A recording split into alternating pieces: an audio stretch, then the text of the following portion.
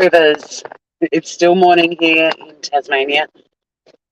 The sun is up. It is heading towards midday, and I'm heading towards lunch with my brother and sister. And I figured a lot of new people have been joining our community and hanging out with us, which has been so exciting. And I thought, I might get to show you a bit of Tassie.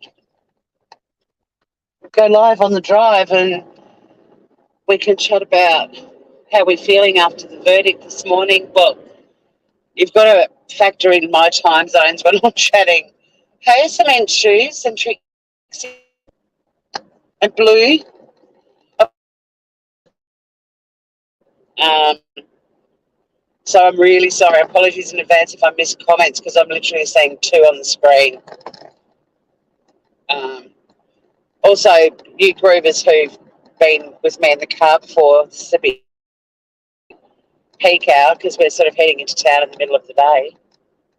So there won't be a lot of crawly except through the roadworks, which means I won't be able to engage with chat as much. But if you could let the groovers know that, if they do want to contribute, I appreciate what they have to say. I just may not be able to see it or respond to it, as you guys know. And also shouty caps.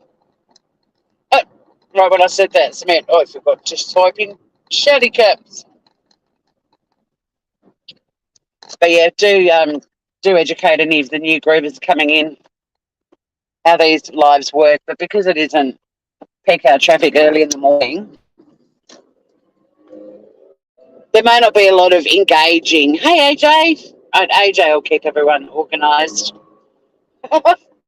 I'll try and read, as you guys know, when I can, but it's just because we've got some new people, which is exciting. But I thought they might like to see Tassie. Why not show off the island where I live to the new folk? And also, I've had a few hours sleep between ending another 9-hour live and getting up and having another shower and getting ready to go into town for lunch. I still haven't finished talking about this trial, and I probably won't finish talking about it for a long time yet. Even my 15-year-old niece texted me to say how ecstatic she was with the verdict. Lily's a very intelligent girl, and she was fascinated by the trial for numerous reasons, like all of us were. But once again, the Hollywood thing didn't really come into play. I mean, from her perspective as a 15-year-old, Johnny's obviously famous and she appreciates his beauty in his youth. But, you know, the teens can be a bit ageist and not give a shit, or, you know, who cares about that old actor sort of attitude. But no, she and her friends who've been following it honed in because of the potential damage Amber's lying could do to the whole DV conversation and getting people to speak up, male or female. Lily was, as I have been and as all of us have been, her main concern was the negative ramifications of somebody hijacking a movement that has good intentions, twisting everything to make it fit your agenda, and her agenda was very personal. And, you know, the damage it could have caused. And I will be... Blue, they've come out. Oh, what time? It was 5 a.m. Australia time. So like an absolute twit, I went live right through the night and probably could have literally just gone to bed, had a usual sleep, got up, fed Sunny, gone live, and boom, there was the verdict. Because the jury forgot to fill out part of the form. They had to go back and sort that out, the monetary components. I'm going to be a bit rough at lunch, but I'm going to have an amazing lunch. The restaurant we're having lunch at is one of my absolute favourites in Hobart, and it's such a treat place. Like, it's cosy, but it's good, hearty Italian food, but with like traditional nods to Italian cuisine, but modern tweaks. And they do they do the most amazing spaghetti marinara in the world, because they even have chunks of salmon in it. And oh my God, it's so good. And then you're left with this buttery sauce in the bottom that you get to mop up with their amazing. Salivating already. I always check out the specials when I go to this restaurant, but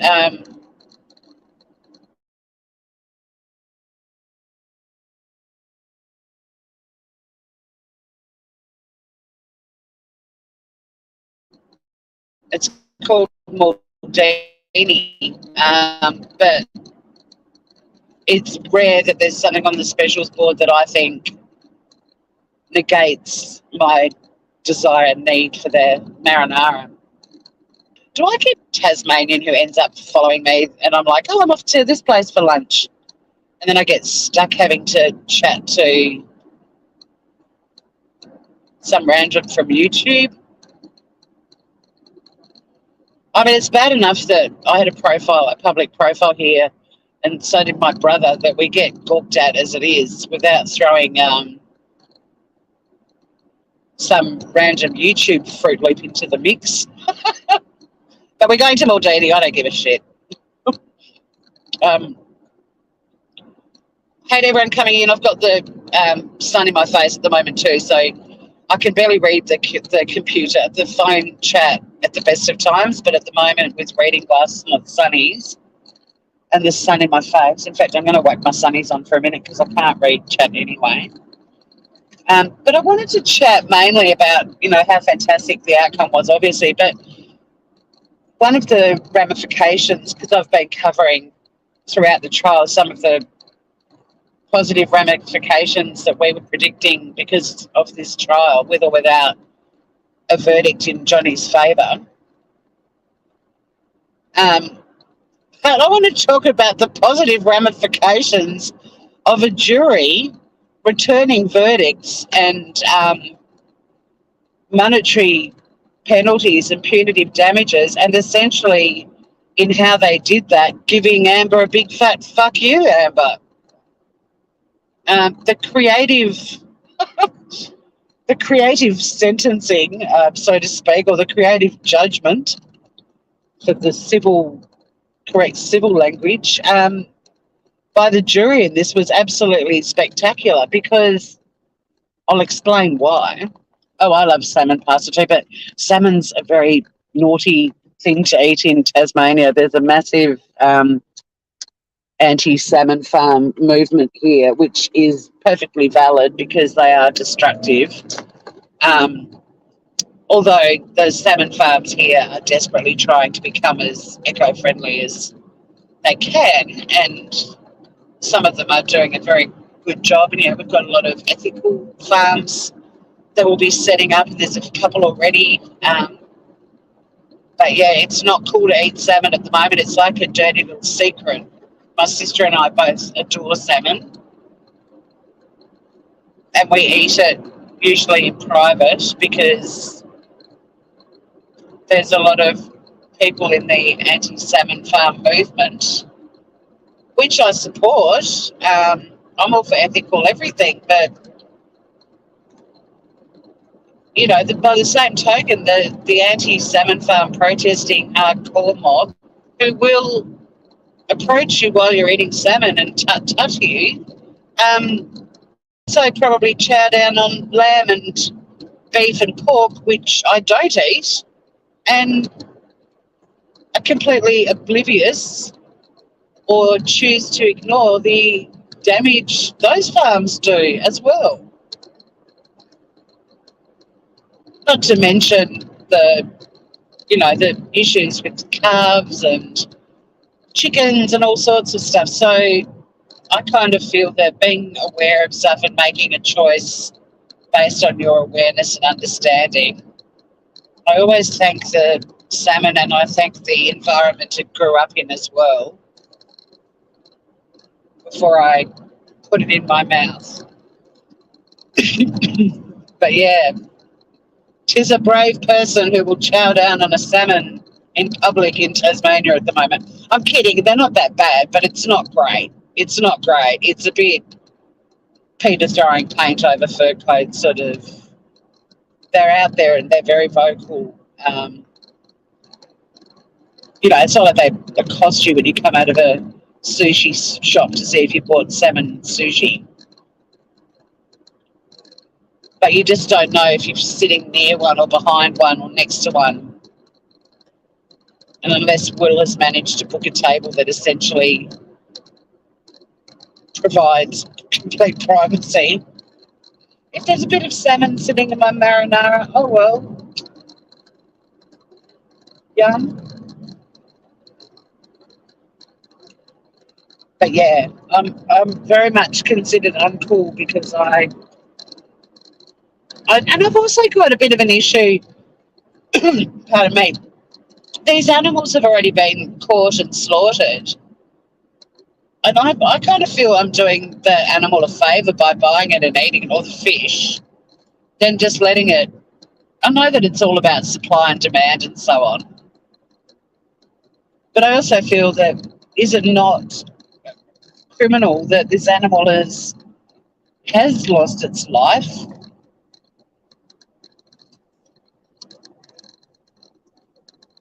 Should it not be eaten? Hello to people coming in. I've got my sunnies on at the moment, and obviously I'm cruising down the highway in the not hot but delightful sun. I'll try and read some comments as I go through Sorrel. But I mean, this was really to do a bit of a, hey, new groovers to the channel, check out where I live. And also to give you guys a place where you can all reconnect and talk about the trial. But yeah, one of the things that I'm really keen to do a live about is, well, I don't even need to do a live, I can do it now, is how the jury managed to, I think all the verdicts and everything were really good and clever. I was surprised that Johnny got up on all three. I had a very strong hinky meter this morning before they came out with their verdict that he was going to get up on one count. So the hat trick was an amazing outcome. And yeah, guys, I will try to glance at chat soon. So wrap anyone coming in with love and tell them I love them. I'm not ignoring them. I'm just focusing on road safety at the moment.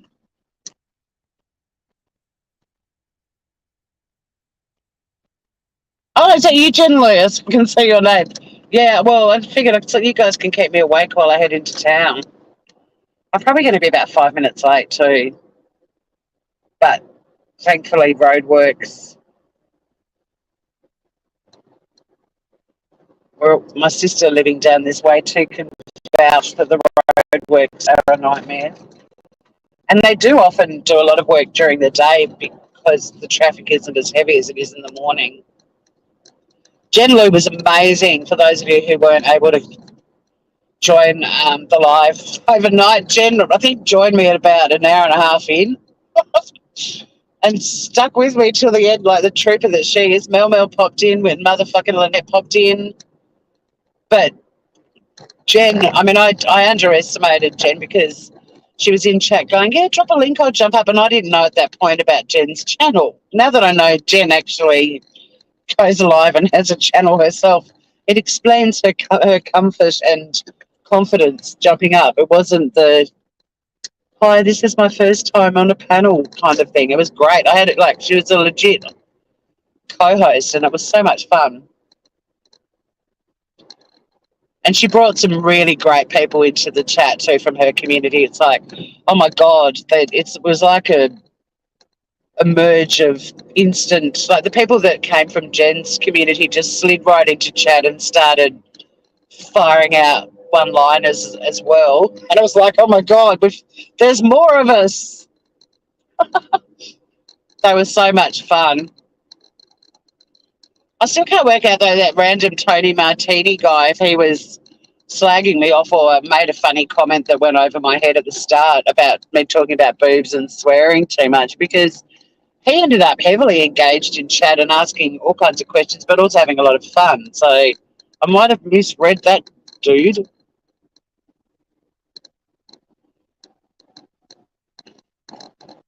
Jen Lu is one of the GOATs, greatest of all times. Wow, see, now I'm intimidated. I mean, Jesus, that's too like up there for me.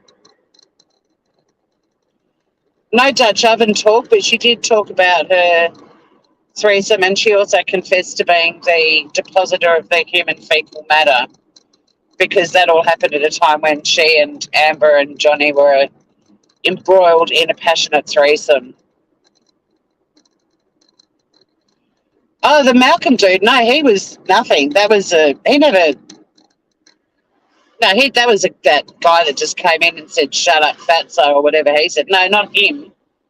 No, another guy he's been dropping in lives, but he said he found me last week, and then I talked about boobs and bras and said the F-bomb too much, so he left. And then he came back and said that, and I was like, oh, okay. And it was I've been alive a bit too long for me to really brain and comprehend what he was on about. But he stuck around and had some great one-liners and observations, so just a reminder, guys, too, there are some roadworks coming up soon, so I might be crawling for a little while. And if you do have any questions or comments, if you put them in capitals, I might get a chance and read them to respond. But this is really more of a let's fuck all you guys up by being on the wrong side of the road, and it's daylight, and I've had a couple of hours kip or nap.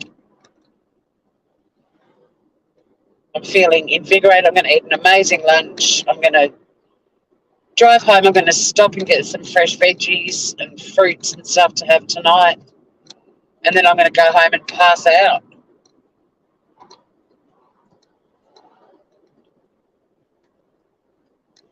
He did start talking boobs. That's right. I had fun with him. I had fun with that Malcolm guy too. I mean, anyone who comes in and calls me fat, I'm just like, yeah, that's because every time I shag a date, he gives me a block of chocolate. That shut Malcolm up. He didn't have a one-liner to come back with after that bomb. Hey, Francesca.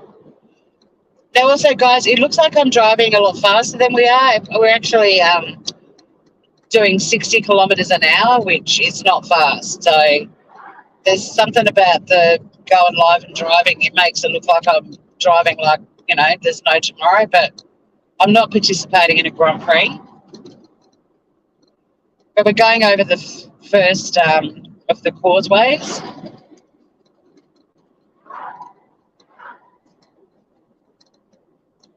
One papaya, almost $5. I still can't get over the $12 iceberg lettuce in Queensland. But I'm also in shock that they're $5 in Tassie.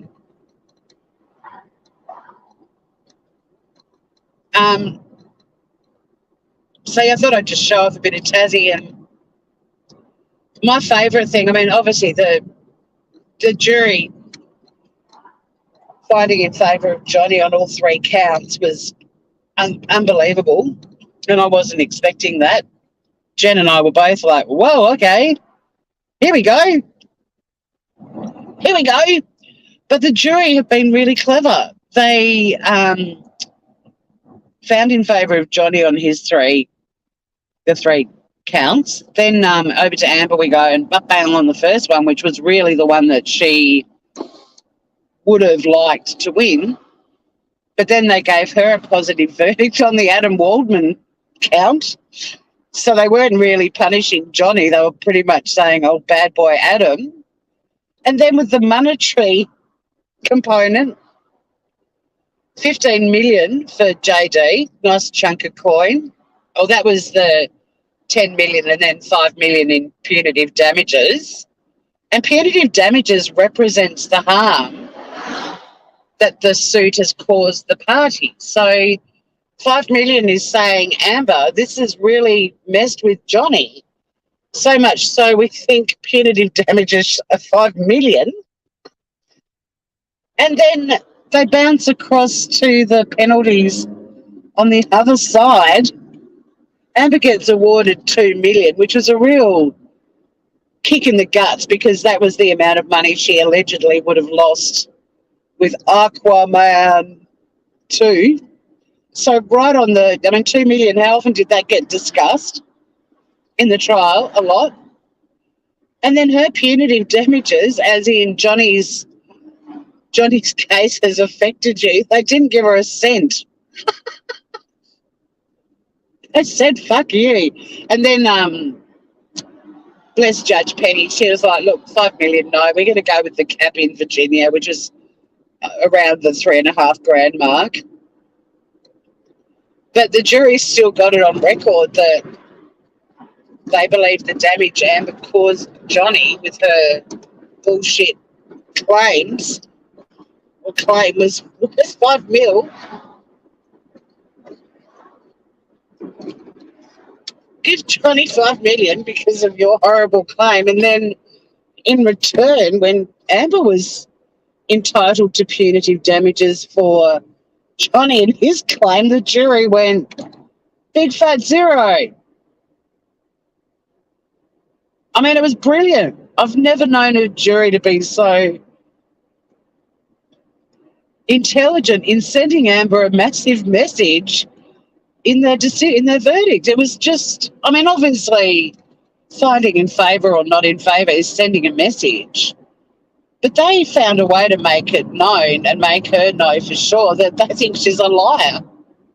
It was unbelievable. So that was a fascinating bit for Jen and I, who soldiered on through the night, and we had a lot of fun. You guys were epic. You kept us going. But that was the money shot, really. Like, we were all just, oh my God, have found in favour of Johnny. And, there have been times throughout this trial we've all been like, oh, well, Johnny's won anyway. He told his story. So let's not forget that when it all turns to shit when the verdict comes out. We were expecting the worst. We got the best. And the jury added a big fat fuck you to Amber at the end of it all. Unbelievable. You honestly could not write this shit. This has been such an amazing thing to watch. And it's unbelievable to remind yourself this is real life.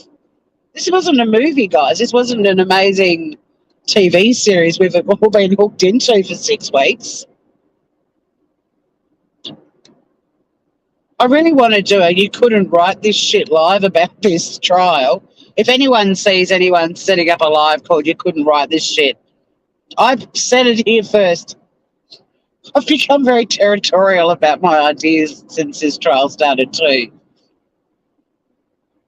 Because, I mean, you could just look at little things like the 2 storm alerts that went off during the trial, both times when Amber's team were on their feet doing their thing. And then Camille and Ben both got caved in this bright, white, heavenly light. Look, if we went to see this at the movies as a group, it was a movie about a court trial, and they threw in special effects like storm noises for the bad guys and angelic light for the good. We'd all be like, oh, that's a bit cheesy. You've gone a bit far with this, guys. Tone it down. But that actually happened in this trial. They were just, and the witnesses, I mean, again, Dr. Spiegel, who could have created that character in their head? Nobody. I hope you're all happily chatting and looking after each other, and I do apologise for those of you who haven't gone for a drive with me before, but my options to read chat clearly are very limited at the moment.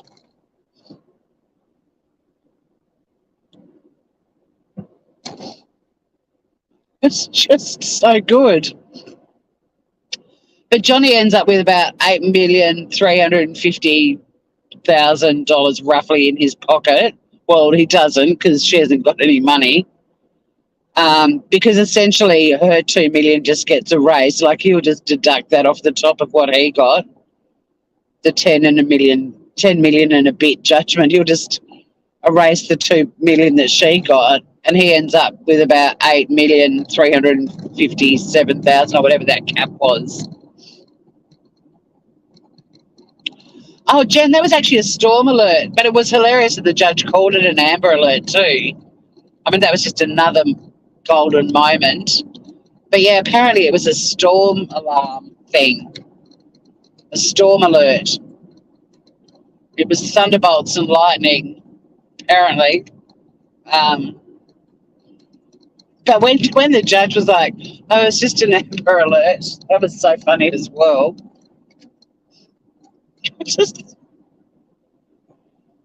And I do think we're all feeling like we're going to have withdrawals because we're like, what are we going to watch now? But we could honestly discuss this trial till we all die, and we wouldn't run out of things to talk about. It was the gift that kept on giving. Yeah, there was storm alerts, but Judge Penny calling it an amber alert when it wasn't, that was pretty funny too. Like, but the witnesses, I mean, you couldn't have created a better bunch of people for Johnny's witnesses. Like, honestly, it was just like, just keep wheeling out the coolest people on the planet that are all hanging out with JD, who's proven we've all got to see Johnny. And even the people that wanted to be anti-Johnny at the start are like, oh my God, he's such a nice guy. Messi likes a bit of a tanty, but for the most part, could he be any nicer? Really?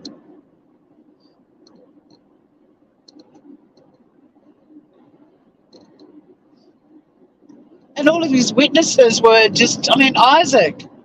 Who didn't fall in love with Isaac? For fuck's sake. What a great guy, you know. Johnny's sister, the first witness for Johnny, like, Christy out, she comes and it's like, it's just uphill from there. She's awesome. How cool was she? How cool was it to see the genetic line of the Depp family? Holy shit. Dr. Curry, out she comes and wipes the floor with Elaine. It just... Johnny's witnesses were just so awesome. But even the witnesses that were coming out from Amber's side that were sort of a bit anti-Amber now, I mean, it was a bad bunch, but they were the best of a bad bunch. But then you had like the two Morgans, you know, Hicksville Morgan and TMZ Morgan. They were both so cool. Hey, why you like the koala? Jen does the best impersonation of a koala throwing a tantrum. She nailed it straight away. Although she did say it resembled her a lot. I know, poor Elaine. Well, there's it. And then we've got the legal teams. The total ineptitude but never-ending comedy gold that Amber's team proffered, including objecting to their own question, calling Laura Amber Heard to the stand, Elaine's impersonation of Johnny, like never any gold. And then, of course, you've got Johnny and his lawyers who, yeah, could you find cooler lawyers? I doubt it.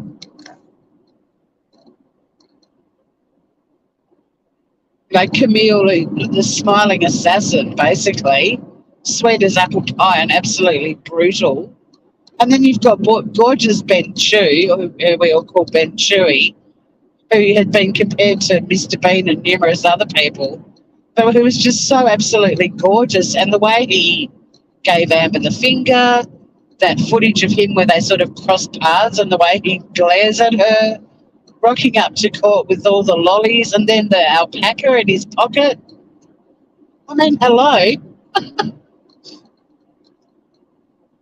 And then you've got the judge and Judy and the other dude, the court dude, whatever his name was, the one that does all the scheduling, one of the bailiffs or what, I don't know. I think it is more of a, in Australia, our judges have a male usually, because they're sort of part of their role is security as well.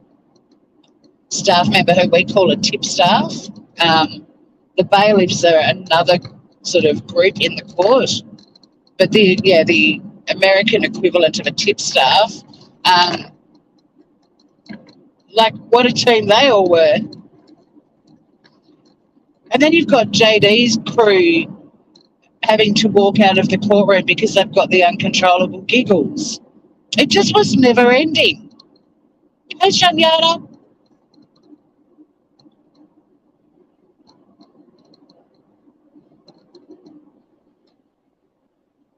And then we were all going to expect a bit of gathering out the front of the courthouse, but even that became a little spin-off soap opera in its own right. I mean, I think it was day 3 when JD arrives with Bob Marley blaring, and from that point on, that became a new element as well. People rocking up with alpacas and people dressed as Captain Jack Sparrow.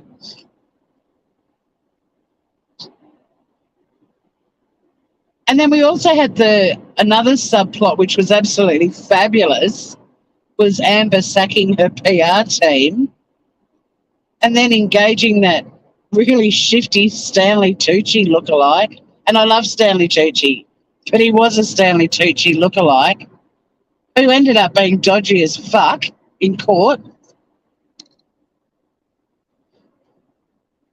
Then you've got Amber. I mean, Sideshow Amber, she deserves a whole show just for herself, because it was very much Sideshow Amber with her. And that performance, her initial testimony, oh my God. How am I functioning? I think I'm in, you know when you get jet lag, like you're wide awake and perky. That's how I feel. Trust me, you probably won't be seeing much of me a bit later in the day. I'll be taking myself back home and crawling into bed and curling up and sobbing uncontrollably for 2 days straight. No, I won't. But yeah, I'm pretty perky. You like that word, blue? I'm perky. It's 9 degrees, but the sun is shining. I mean, what's not to be perky about? And look, the traffic's giving me an excuse for my brother and sister. My sister is the one in the family who is late to everything. Will and I are really punctual. Even when I try to be a bit late, like, you know when you go to a party and you're the first person there and you sort of end up having to help them finish getting everything ready, and they might be like making a 5-bean dip or something that makes you want to puke. Or you've got to help put all the little plastic cups out and they all blow off the table. Like, I'm that person. I'm always stuck. I'm always there first doing all that last minute shitty jobs for people. And then I also somehow end up being female Mick Jagger, life perplexed. the wig lady. But then I also end up being the person at the end of the night, the last one there, stuck there cleaning up too. I've got a 60th tomorrow, but it's a daytime event. You've got no idea how happy I am about that. But Amber deserves her own Cyclone Amber. Oh, my God. I mean, the performance was enough to send us all batshit insane and laughing hysterically. But I mean, the parakeet floor was a moment. Bless her. The beautiful parakeet floor. Garth, yes. Garth's probably more tactful than saying life perplexed. But, I mean, there were a few lookalikes, you know. Elaine sounds like Diane from Diane's channel. Judge Penny does look like Bella Watts. Bless you, little Bella, but I think if Bella had grown up, she'd have a bit of a Judge Penny look about her. JD described Aussies as chipper. When, Shanyata? And how many times did Australia apologise during this trial? The way Australia became a new swear word, the way Amber would be like, when we were in Australia, hey, you fucking mole. The only bad thing that happened to you in Australia is you got caught breaking our laws. Own it, bitch. All that other stuff, lie, pants on fire. And if it was, that was one thing that really puzzled me, though, that Johnny was able to do it. Must have been I mean, I've seen photos of the entire property and it is a massive, impressive property, but it must be even cooler than the photos made it look because after what Johnny went through in that house the first time, I'm surprised they went back there and stayed there again. There must have been something about that house that he loved. Because we do have more than one house on Airbnb in Australia. My dog stepped on a bee. That will go down in, you know, that's a thing of legend. I don't know. I missed a comment about Bella Watts, but I hope nobody thinks I'm being insensitive. But Judge Penny reminds me of Bella Watts. What can I say? We had Sam the Eagle. We had Garth from Wayne's World. Not from Wayne's World, from or is it Wayne? Well, now I'm getting all confused. Anyway, I'm going over the bridge. I can't read chat. But yeah, hopefully JD received our apologies because there were a shitload of them. But I'd never heard Australia being referred to with such contempt until Amber Heard came along. When we were in Australia, with the amazing parakeet floors, at least she liked our parakeet floors, I guess.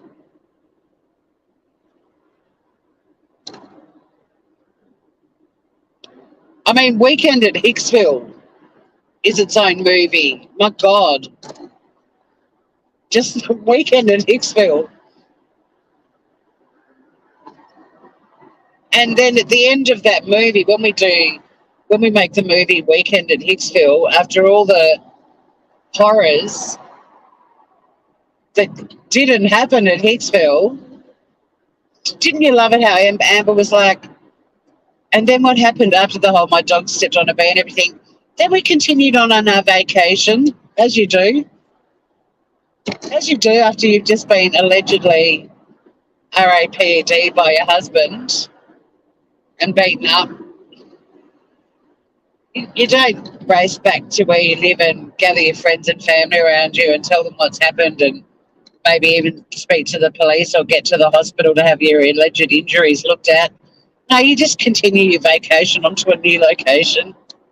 That's what you do.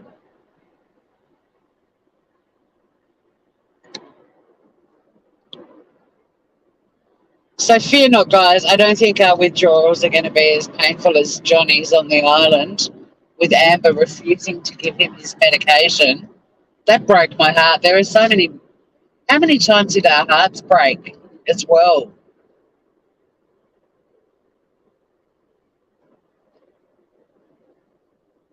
So many times our hearts broke.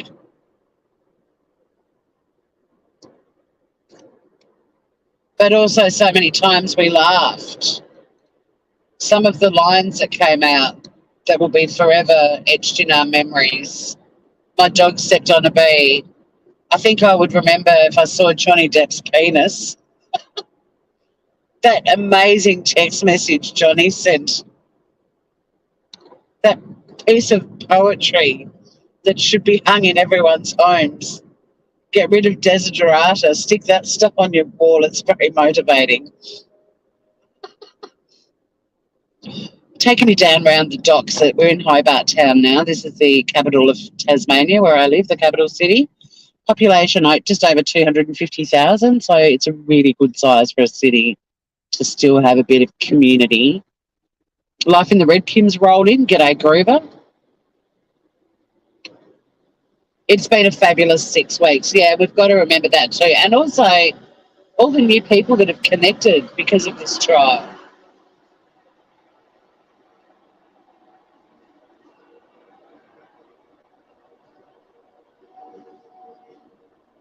I mean, the world literally has been watching this.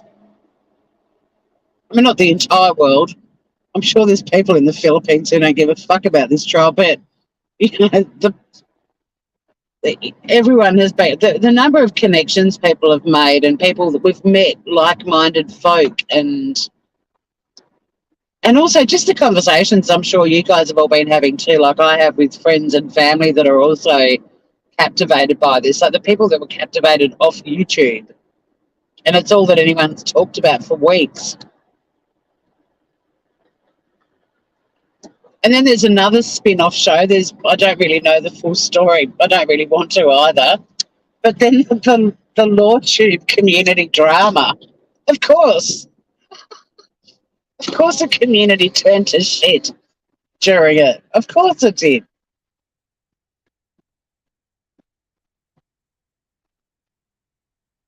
Yeah, Turtle. Oh, the shouty caps. Yeah. Normally I don't drive during the day like this because I don't get to stop much and read chat. So I'm not being rude, Turtle Dove, but I just thought there's some new folk to the channel. You might like to see me driving around Hobart in autumn. The trees are finally, well, we're actually in winter, but the trees have finally realised, oh, hang on, there was an autumn. We better change colour and lose our leaves. That's Parliament House, straight ahead. Well, Parliament House lawns, and then there's a beautiful big old sandstone building with flags on top. That's Parliament House. And there's docks to the left of me with lots of boats and wharfs and amazing things. It's very pretty. I will be jumping out of my car and paying my parking and racing into the restaurant. I'm going to be there on time, which is brilliant. But I usually, when I do drives, I have time when I get to my destination to chat. But on this occasion, I am literally going to bail. And where I'm heading is Salamanca Place, which is just beautiful. It's all these gorgeous old sandstone warehouses that are now restaurants and accommodation and pubs and art galleries, and it has an amazing market here on Saturday. Salamanca is a bit of a landmark in Hobart. I'll take you for a proper drive around. I thought, why not go live? You might get a sneak peek of where I live. No, Turtle Dove. I think I'm in jet lag mode. I feel wide awake. But it will hit me later, and yeah, you may not be seeing me. I've got a busy weekend too, so I don't know when I'm going to be back. I might go live driving home if anyone wants to keep me company, but after lunch. I'm so excited. I'm having lunch with my brother and sister. It's a rare treat because Will lives in Singapore and he's home. And we're having a sibling lunch, which we love to do. This park will do, right out the front of Fat Fish. I'm going to go, guys. I have to pay for my ticket. And hey, Lola. Hi to everyone who's rolled on into... sorry I didn't engage much in chat, but I hope people that haven't been on a drive with me before and haven't seen much of Tassie or Hobart got a bit of a sneak peek in this beautiful sunny day. I mean, look at the colour of the sky, guys. This is my home. It's so pretty. Yeah, look, and the funny thing is, Turtle Dove, I normally wake up at about 5 a.m, so if I just had a normal sleep and got up this morning, the jury left a few things off the forms and had to go and sort that out. I would have been, but I don't regret it because Jen Lou was an amazing co-host and Mel Mel did a great little cameo and we had a fabulous day. So, or night. But I'm going to love you, Groovers, and leave you. And I hope you enjoyed that little bit of Hobart Town. And I'll see you all very soon. If I am feeling tired, I might even crank up a live for the drive back home in a few hours' time. But thanks, everyone. And again, sorry I wasn't able to pay more attention to chat, but I'm sure at the very least you guys all had a bit of fun reconnecting again after what has been the best of times and the worst of times. I bet you're jealous, AJ, because you know where I'm having lunch. Sucker. See you all soon, Groovers, and yay, Johnny. Woohoo! Justice has been served and sucked in, Amber. Until next time, stay groovy, everyone.